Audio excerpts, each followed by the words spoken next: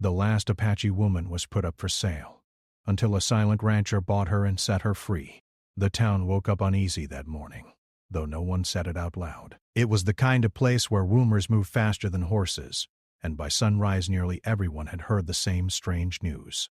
A woman was going to be sold in the open square before noon. Not land, not cattle, a woman. People tried to explain it away in low voices. Some said it was legal. Some said it had happened before, just not in years. Others said it was history taking its final breath. The local paper had printed a short notice, written in careful words that avoided any sense of shame. It described her as the last Apache woman. No name. No story. Just a label that made her sound like an object from a dying age. By mid-morning, the square began to fill. Men leaned against posts, pretending they were only there to watch. Women stood in small groups, whispering behind gloved hands. A few children ran around until they were pulled back by sharp looks from their parents. No one asked where the woman had come from. No one asked who had decided this sale should happen. Questions were uncomfortable, and discomfort was something this town preferred to ignore. She was brought out shortly before noon. 2 men walked beside her, not touching her, but close enough that she could not step away. She was small, thinner than most people expected, wrapped in a worn dress that did not fit her well. Her hair hung loose down her back, dark and uncut. Her face showed no fear, but no hope either. Her eyes stayed forward, fixed on something far beyond the crowd, as if she had already left this place in her mind. The crowd fell quiet. People later said it was because they felt respect. That was not true. It was because seeing her in front of them made the ruler real, and reality was harder to swallow than gossip. She did not look like a legend or a story from old battles. She looked human. That made everything worse. The auctioneer cleared his throat and began to speak. His voice was practiced smooth, the voice of a man who had sold many things before. He explained the process, the rules, the final nature of the sale. He spoke as if he were selling a horse or a piece of land. He did not look at her once. She stood still beside him. A few men shifted their weight, already thinking about bids. Others felt uneasy but stayed silent. Silence was safer than standing out. The town had learned that long ago. At the edge of the crowd stood a man few people recognized. He was tall, broad-shouldered, dressed simply in work-worn clothes. Dust clung to his boots. His hat sat low, shading his eyes. He had arrived in town only months earlier, bought land outside the main road, and kept to himself since. People knew him only as the quiet rancher. He spoke little, worked hard, and asked for nothing. He watched everything.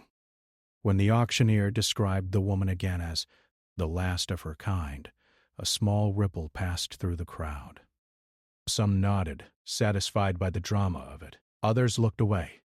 The rancher's jaw tightened. Though no one noticed, the woman did not react. She had heard words like these before. They were meant to erase her, to turn her life into a closing chapter someone else could claim. The auctioneer raised his hand and announced the opening bid. For a moment, no one moved. Then one man laughed lightly and called out a number. Another followed. The number stayed low, tossed out casually, as if the men were testing the ground rather than bidding on a person's future. Each bid landed like a stone. The woman's face did not change, but her hands slowly curled into fists at her sides. She did not look at the men calling out numbers. She did not beg. She did not protest. Long ago she had learned that silence was sometimes the only thing left that could not be taken. The rancher remained still. He listened as the bidding continued. He noticed which men spoke eagerly and which hesitated. He recognized one man in particular, known in nearby towns for his temper and cruelty. When that man raised his bid, louder than before, a few people laughed nervously. Something shifted then. The rancher felt it like a pressure in his chest, heavy and unavoidable. He had not come to town for this. He had planned to buy supplies, maybe speak to the blacksmith, then leave before the heat of the day settled in. Yet here he was, watching something he knew he would not be able to forget. The auctioneer encouraged the crowd, his voice rising with excitement. He glanced around, hoping for higher numbers. The cruel man smirked, confident. The rancher took one slow breath. He had lived among silence most of his life. He understood its power, but he also knew its limits. Silence could protect, but it could also allow wrongs to pass unchallenged. When he finally spoke, his voice cut through the noise like a blade. His bid was clear, calm, higher than any before it. The square froze. Heads turned. Murmurs spread. The auctioneer blinked, surprised, then quickly recovered. He repeated the number louder this time, as if to convince himself it was real. The cruel man scoffed and raised his bid again. The rancher did not hesitate. He answered immediately, raising the amount by more than expected. His voice did not shake. He did not look at the other bidder. His eyes were on the auctioneer, and briefly, for the first time, on the woman. For just a second, their eyes met. Nothing passed between them that anyone else could see. No plea, no promise, just recognition. Two people acknowledging the weight of the moment. The bidding ended soon after. No one challenged the rancher again. The auctioneer brought his hand down and declared the sale complete. A strange quiet followed. Some people clapped weakly. Others began to drift away, suddenly eager to be elsewhere. The cruel man spat on the ground and left. The woman was led toward the rancher. People assumed they knew what would happen next. They always did. The town told itself familiar stories so it would not have to face new truths. No one asked the rancher why he had bid so high. No one asked what he planned to do. He did not explain. He paid the auctioneer, signed the paper, and turned away. He did not touch the woman. He simply walked, slow and steady, toward the edge of town. After a moment, she followed.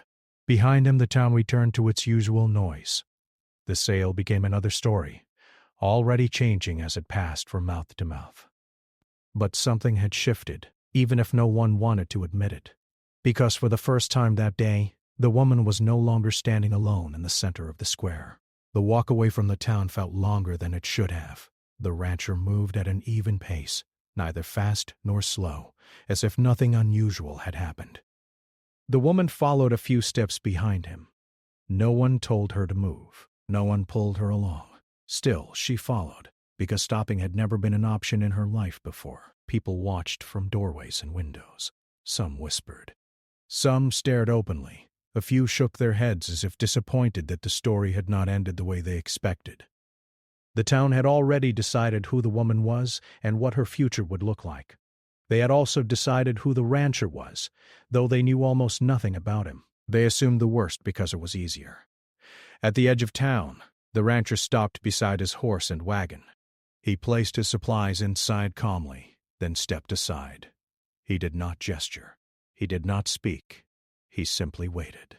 The woman hesitated. For a brief moment, fear rose in her chest. This part was unfamiliar.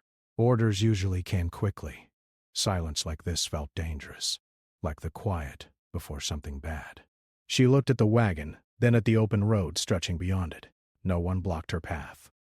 No one stood behind her. The rancher finally spoke, his voice low and steady. "You can ride," he said, pointing to the wagon seat, "or walk. Your choice." The words confused her more than anything else that day. Choice was not something she recognized easily. It was an idea she remembered from long ago, from a time before everything had been taken from her. She studied his face, searching for trick or trap. She found none. His expression held no demand, no expectation.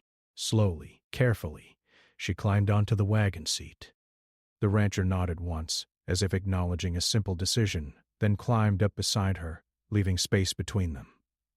He took the reins and guided the horse forward. The town disappeared behind them, swallowed by dust and distance. They rode in silence. The road stretched wide and empty.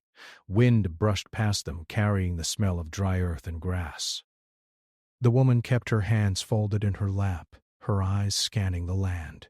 She expected questions. She expected instructions. None came.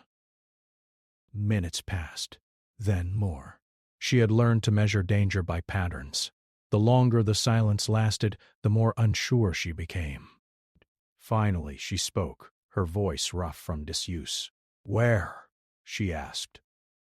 The rancher glanced at her, surprised, then pointed ahead. "My place," he said. "Far enough that no one bothers us." "After?" she asked. He thought for a moment before answering. "That depends on you," she frowned. The words felt unfinished, like a sentence missing its ending. She turned her gaze back to the land, unsure what to do with an answer that placed something in her hands. As the hours passed, she noticed small things. He never looked at her for too long. He never asked her to speak. When they stopped to rest the horse, he handed her food without comment and stepped away while she ate. These details confused her more than cruelty ever had. By the time the sun dipped lower in the sky, they reached the ranch. It was quiet, peaceful. A simple house stood near a cluster of trees.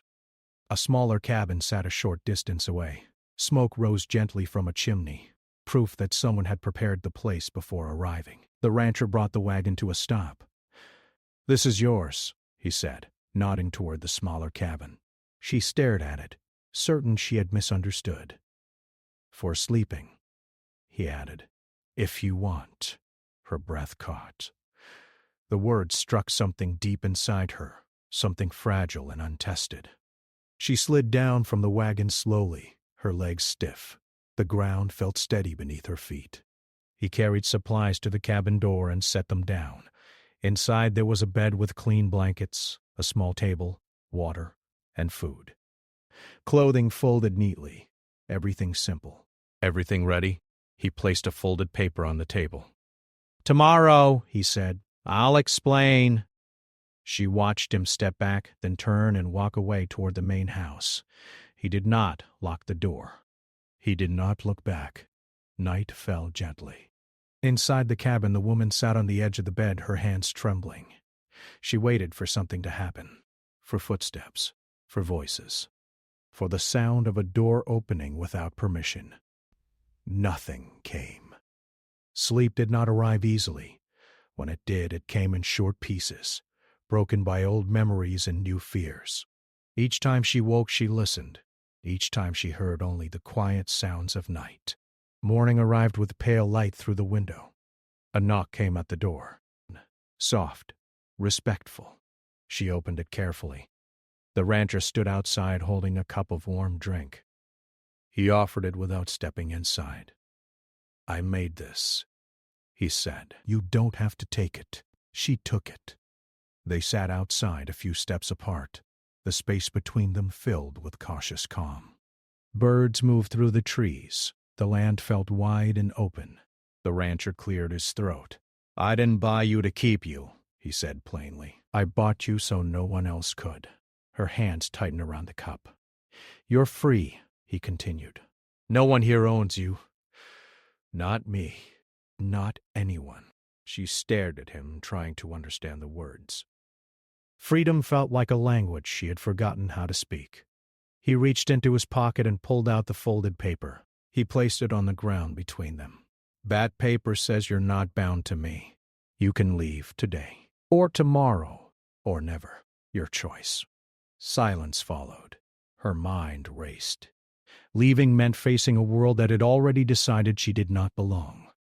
Staying meant trusting a man she did not know. Both paths felt heavy. "Why?" she asked quietly. He looked out across the land before answering. "Because some things should never have been for sale," he said. She said nothing after that. The day passed slowly. She explored the land, step by careful step. No one followed her. No one stopped her. When she returned to the cabin, food waited at the door. Always offered, never forced. In the distance, the rancher worked. He never watched her closely. He never stood in her way. That night, she slept a little longer. The town, meanwhile, talked. Some said the rancher was hiding something. Others said he was wasting money on a mistake.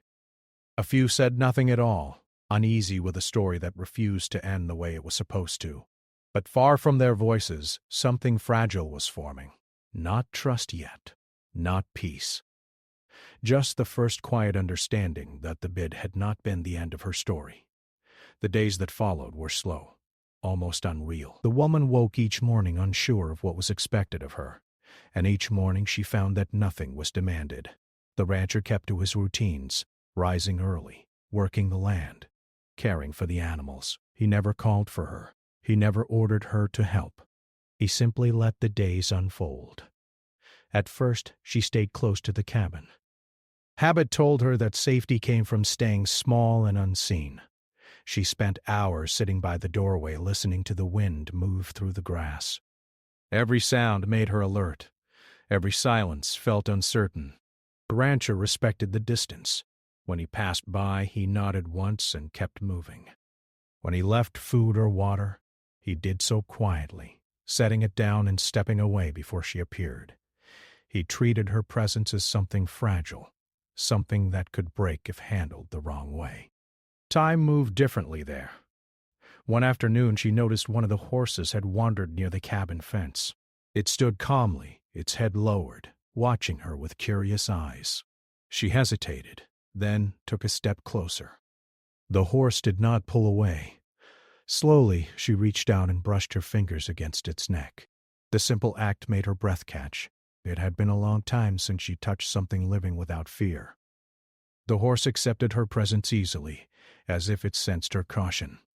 She spent the rest of the afternoon beside it, speaking softly in a language she had not used in years. The words felt strange in her mouth but also comforting. That evening, the rancher noticed the horse near the cabin. "You can help with them," he said carefully. "If you want." She nodded, unsure if her voice would carry. The next morning, she followed him to the corral. He showed her how he worked, not as instruction, but as invitation. When she copied his movements, he did not correct her unless she asked. When she made mistakes, he did not react. Working gave her something solid to hold on to. The rhythm of the tasks eased the tightness in her chest. Each completed chore felt like proof that she still had purpose, still had skill. Days turned into weeks. They spoke little, but when they did, the words mattered. He asked her name once. She gave it quietly. He repeated it carefully, as if learning something important. After that, he used it, never replacing it with anything else. At night, she sat outside the cabin and watched the sky. The stars felt closer here, brighter than she remembered. Sometimes memories surfaced without warning. Faces, voices, loss. When they did, she breathed through them, reminding herself where she was. Freedom, she learned, was not a single moment. It was something built slowly, piece by piece. The rancher never asked her to explain her past. He did not ask how she ended up in the town or what she had lost along the way. His silence was not empty. It was protective. One afternoon, a rider approached the ranch. The woman saw him first. Her body stiffened, fear rising before thought could catch up. She retreated toward the cabin, her heart racing. The rancher noticed immediately. He stepped forward, positioning himself between her and the rider without making a show of it. His posture remained calm, but his presence was firm. The rider greeted him, asking questions about land and work. He glanced toward the cabin, his eyes lingering a moment too long. "She lives here by choice," the rancher said evenly, answering a question that had not been asked. The rider frowned, uncomfortable, then nodded and left soon after. The woman watched from a distance, her hands shaking. That night, the rancher spoke more than usual. "No one will take you from here," he said. "If you ever want to leave, I'll help you. But no one decides for you again." The words settled deep inside her. She began to move more freely after that. She walked the land, learning its shape. She helped with planting and gathering. She laughed once, surprised by the sound of it. When it happened, the rancher looked up, startled, then smiled faintly before returning to his work. The town faded into something distant and unreal. Rumors still existed, but they could not cross the wide land between. The ranch became a place where time was measured not by fear, but by weather and work. One evening, as the sun dipped low, she stood at the edge of the property, looking out at the open road. She stayed there a long time. The rancher did not follow her. When she returned, she found the paper he had shown her before resting on the table again. This time, she picked it up and studied it closely. It meant something different now. She folded it carefully and placed it away, not because she needed it, but because she wanted to keep it. That night, she slept deeply. She was no longer simply surviving. She was choosing. And in that choice, she felt something she had not felt in a very long time. The change did not happen all at once. It came slowly, in small moments that were easy to miss if someone was not paying attention. The woman woke up one morning and realized she no longer felt afraid when the sun rose. Another day, she noticed she could walk across the land without constantly looking over her shoulder. These were quiet victories, but they mattered. She began to shape her days in her own way. Some mornings she helped the rancher with the animals. Other days she stayed near the cabin, sewing, cooking, or simply sitting in the shade. No one questioned her choices. No one measured her worth by how much she worked. That freedom was new, and at times it felt heavy, like something she was afraid to drop. The rancher remained steady, the same each day. He spoke when needed and stayed silent when words would only add pressure. He treated her decisions as normal, not something unusual or generous. That made all the difference. Kindness without demand was something she was still learning how to accept. As time passed, she began to share small pieces of herself, not stories of pain, but simple things. She told him which plants she recognized from her childhood. She showed him how her people once marked the passing of seasons. He listened carefully, never interrupting, never turning her memories into something small. One afternoon, she taught him a song. It was quiet and slow, meant to be sung while working. Her voice shook at first, unused to being heard without fear. He did not comment when she finished. He only nodded, as if he understood that the song was a gift, not a performance. The land seemed to respond to her presence. The garden grew stronger. The animals settled easily around her. She felt rooted again, even though she knew she did not truly belong to this place in the way she once belonged to her homeland. Freedom, she discovered, did not erase longing. Some nights, she sat alone and thought about leaving. She imagined walking down the road until the ranch was only a memory behind her. The idea scared her, but it also called to something deep inside her. To leave would mean facing the world again, with all its danger and uncertainty. To stay meant safety, but also the risk of becoming too comfortable. The rancher never asked her to stay. One evening, a storm rolled in unexpectedly. Wind swept across the land and the sky darkened quickly. She found herself standing outside, unsure where to go. Without thinking, she ran toward the main house. The rancher opened the door before she reached it. "Come in," he said simply. They sat inside as rain struck the roof. The fire crackled softly. For the first time, they shared the same space without distance between them. The closeness felt strange but not threatening. After a long silence, she spoke. "I don't know where I belong," she said. He looked at the fire before answering. "You don't have to know yet," he replied. Belonging isn't a place. Sometimes it's just being allowed to breathe. The words stayed with her long after the storm passed. As months went by, news from the town reached the ranch. People still talked. Some praised the rancher quietly. Others questioned his actions. A few tried to visit pretending curiosity, but he turned them away without anger or explanation. "She chooses who she speaks to," he said when asked. That sentence traveled farther than he knew. One day, she noticed a change in herself. She was planning ahead, thinking about tomorrow, about next season. She began saving small items, packing them carefully.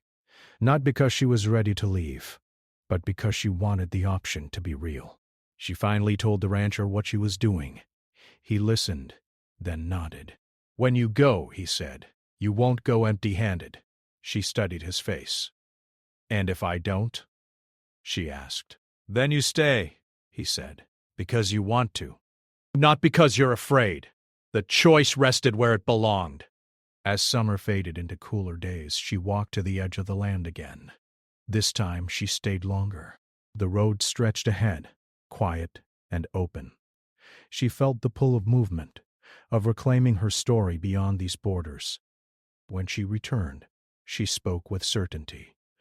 "I will leave soon," she said, "not because I must, because I need to." He accepted it without protest. They spent the following days preparing, not in sadness, but in calm understanding. He helped her gather supplies. She left behind what she did not need. They spoke more during those days than they ever had before, not about the past, but about the road ahead. On the morning she left, the sky was clear. She stood beside the road, carrying what was hers. She turned to face the rancher. "You gave me back myself," she said quietly. He shook his head. "You already had yourself," he replied. "I just made space." She nodded, then turned and walked forward. The ranch grew smaller behind her, but it did not disappear. It stayed with her, not as a place of escape, but as proof. Proof that freedom could exist. Proof that one choice could change the direction of a life. The road welcomed her with silence. Each step carried her farther from the ranch, yet she did not feel as though she was leaving something behind. Instead, she felt as if she was carrying something forward. The land stretched wide in front of her, open and uncertain, but no longer frightening. For the first time in many years, the direction she walked in belonged to her alone. She traveled carefully, moving from place to place, choosing when to rest and when to continue.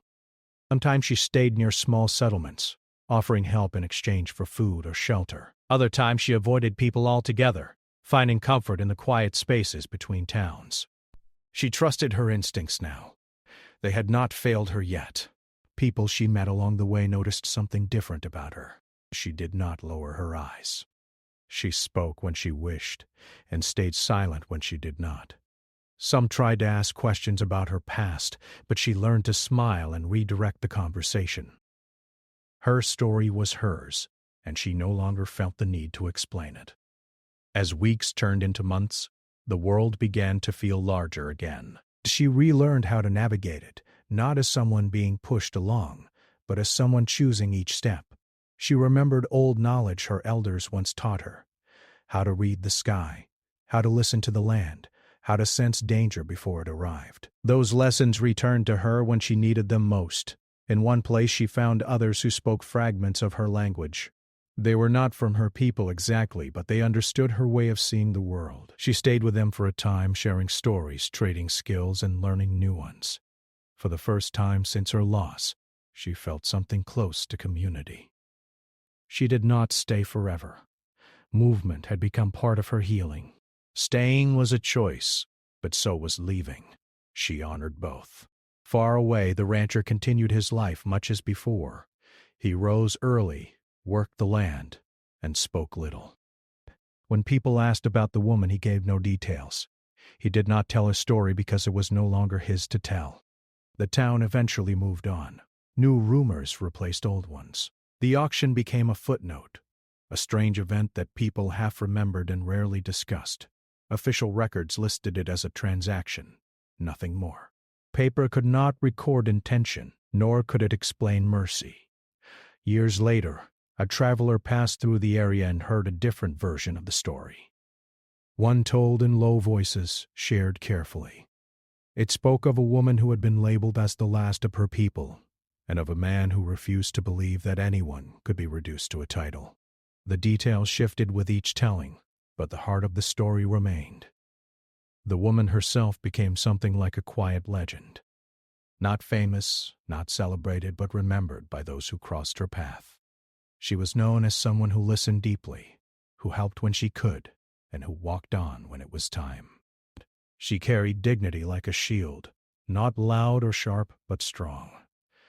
As she grew older, she sometimes thought about the ranch, not with longing, but with gratitude. It had been a pause in her life, a place where she learned to stand again. She never returned, and she never needed to. What mattered was what it had given her, the space to become herself once more. The rancher aged too. His hair grayed, his movements slowed.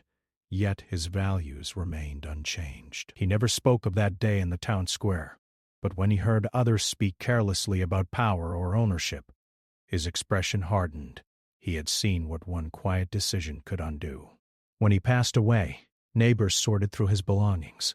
Among them, they found a single folded paper, worn with age. It was the same document he had once placed on a table, offering freedom without condition. He had kept it, not as proof, but as reminder. History would never record the full truth. It rarely did. It would argue over facts, over labels, over whether the woman had truly been the last of her people.